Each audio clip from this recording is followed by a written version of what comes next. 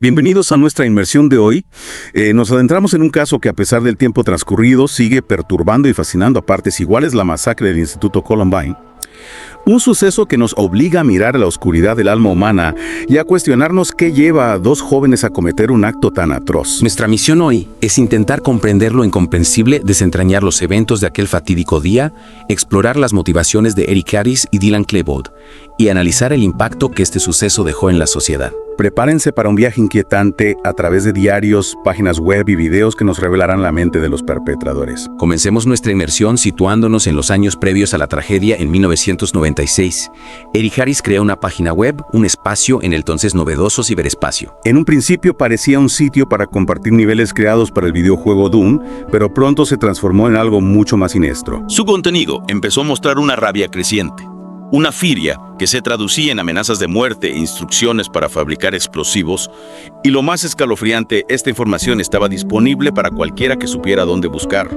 Lo que nos lleva a un punto crucial: la respuesta de las autoridades. La madre de Brooks Brown, un antiguo amigo de Dylan Klebold, denunció el sitio web a la policía. El investigador Michael Guerra, al acceder a la página, descubrió un arsenal de amenazas dirigidas a estudiantes y profesores de Columbine. Incluso había una lista de personas que Harris consideraba objetivos. ¿Cómo es posible que con esta información no se tomaran medidas más contundentes? Esa es la gran pregunta. La solicitud de una orden de registro para la casa de Harris quedó archivada, una decisión que, vista en retrospectiva, resulta escalofriante. Poco después, Harris y Klebold son arrestados por robar herramientas, un incidente que los lleva a un programa de rehabilitación para jóvenes. Pero ambos lograron engañar al sistema mostrando una aparente buena conducta que les permitió salir del programa antes de lo previsto.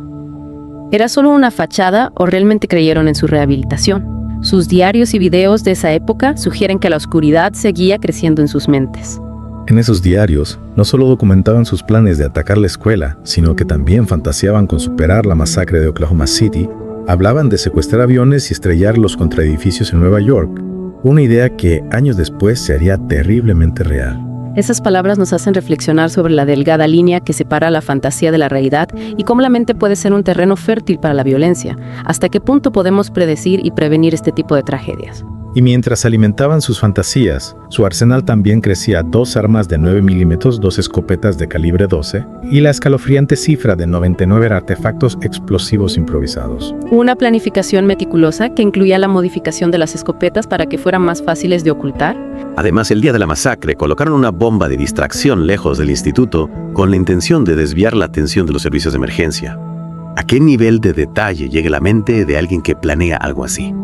Es difícil comprender la magnitud de la planificación y la frialdad con la que se prepararon para aquel día. Analizando sus movimientos, sus escritos y sus videos, podemos empezar a reconstruir el puzzle de sus mentes, aunque algunas piezas probablemente queden sin encajar. Y con esa bomba como preludio, la tragedia estaba a punto de desatarse. Aquel 20 de abril de 1999, Harris y Klebold llegaron al Instituto Columbine. Cada uno en su propio vehículo llevaban un arsenal de muerte y una determinación inquebrantable. Su primer objetivo era la cafetería, donde habían colocado 2 potentes bombas de propano. Si hubieran detonado con toda su potencia, las consecuencias habrían sido devastadoras. Cientos de estudiantes reunidos para almorzar, un edificio colapsando sobre sí mismo. La magnitud de la tragedia habría sido inimaginable. Por suerte, las bombas no llegaron a explotar. Un fallo en la planificación, un atisbo de duda en el último momento.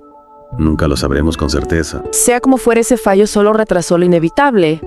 Harris y Klebold, armados con sus escopetas y sus pistolas, iniciaron su macabro recorrido. Su primer ataque fue a sangre fría. Dispararon a Rachel Scott y Richard Castaldo, 2 estudiantes que estaban sentados en el césped cerca de la entrada oeste. Rachel murió en el acto. Un inicio brutal que marcó el tono de la masacre. A partir de ese momento, el caos se apoderó de Columbine. Disparos, explosiones, gritos de terror, estudiantes corriendo para salvar sus vidas. En medio de ese infierno, encontramos actos de heroísmo como el de Dave Sanders, un profesor que, a pesar de estar herido de gravedad, logró guiar a muchos estudiantes hacia un lugar seguro. Un hombre valiente que lamentablemente pagó con su vida por su valentía.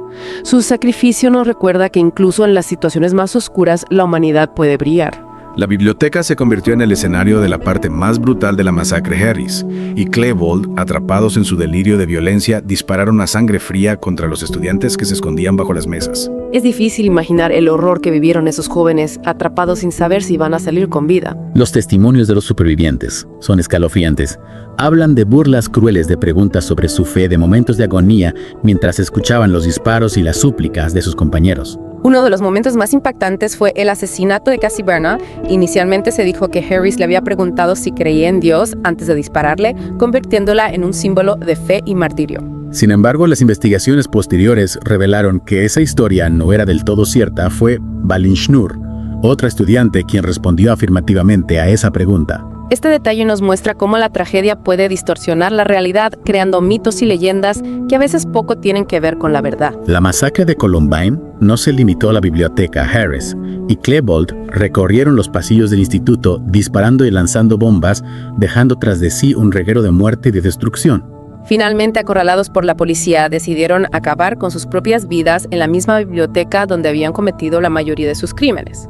Un final trágico para una historia que desde su inicio estuvo marcada por la oscuridad y la violencia. Pero la historia de Columbine no termina con la muerte de Harris y Claiborne. Las secuelas de la masacre se extendieron mucho más allá de aquel fatídico día, dejando cicatrices profundas en la sociedad estadounidense, y es en esas cicatrices, en el impacto a largo plazo, donde debemos centrar nuestra atención. Porque comprender las consecuencias de Columbine es crucial para evitar que tragedias como esta se repitan. El mundo, quedó en shock, al ver lo que había pasado en Columbine. Totalmente. La sociedad americana tuvo que, afrontar una realidad muy incómoda, que la violencia juvenil existía y que era una amenaza real que podía ocurrir en cualquier momento, en cualquier lugar. Y tras la tragedia, muchas cosas cambiaron, ¿verdad? Sí, se implementaron medidas de seguridad más estrictas en las escuelas, se intensificó el debate sobre el control de armas y se empezó a prestar más atención a posibles señales de alarma en el comportamiento de los jóvenes. Claro, pero también surgieron debates controvertidos, Se culpó a la cultura gótica, a los videojuegos violentos. Sí, se buscaron respuestas fáciles a una problemática muy compleja. Pero la realidad es que no hay una única causa. Claro. Hay una combinación de factores. Exacto, es muy fácil, buscar culpables externos. Pero lo cierto es que las causas de la violencia juvenil son múltiples y difíciles de desentrañar. ¿Qué nos dicen las investigaciones sobre esto? Pues mire, las investigaciones apuntan a una combinación de factores individuales, familiares y sociales, por ejemplo, problemas de salud mental, acoso escolar, acceso a armas de fuego, falta de comunicación familiar, influencia de grupos extremistas. Entonces, cada caso es único, pero estos factores suelen estar presentes en mayor o menor medida. Lo que sí parece claro es que Columbine nos dejó una lección fundamental, La importancia de la prevención. Totalmente. Debemos crear un ambiente escolar donde los jóvenes se sientan escuchados y comprendidos, donde no hay espacio para el bullying o la discriminación. Exacto, es crucial estar atentos a las señales de alarma, cambios de comportamiento, expresiones de odio o violencia, aislamiento social. A veces lo que parece un simple problema de adolescencia puede ser un grito desesperado de ayuda. Sí, es cierto. Columbine nos dejó una cicatriz profunda, un recordatorio constante de la fragilidad de la seguridad y la necesidad de estar alerta, pero también nos impulsó a reflexionar, a buscar respuestas y a trabajar para construir una sociedad más justa, más inclusiva, donde la violencia no tenga cabida. Es un camino largo y complejo, pero que debemos recorrer si queremos evitar que tragedias como esta se repitan. La memoria de las víctimas de Columbine nos obliga a no olvidar, a seguir luchando por un mundo donde la paz y la tolerancia sean los valores que guíen nuestros pasos. Y a ti que nos has acompañado en esta inmersión, te invitamos a seguir reflexionando sobre este caso, a investigar, a cuestionar y a buscar respuestas que nos ayuden a construir un futuro más seguro para todos. Porque la historia de Columbine no es solo un relato de horror, sino también un llamado a la acción, un llamado a la empatía, a la comprensión y al compromiso de crear un mundo donde la violencia no tenga la última palabra.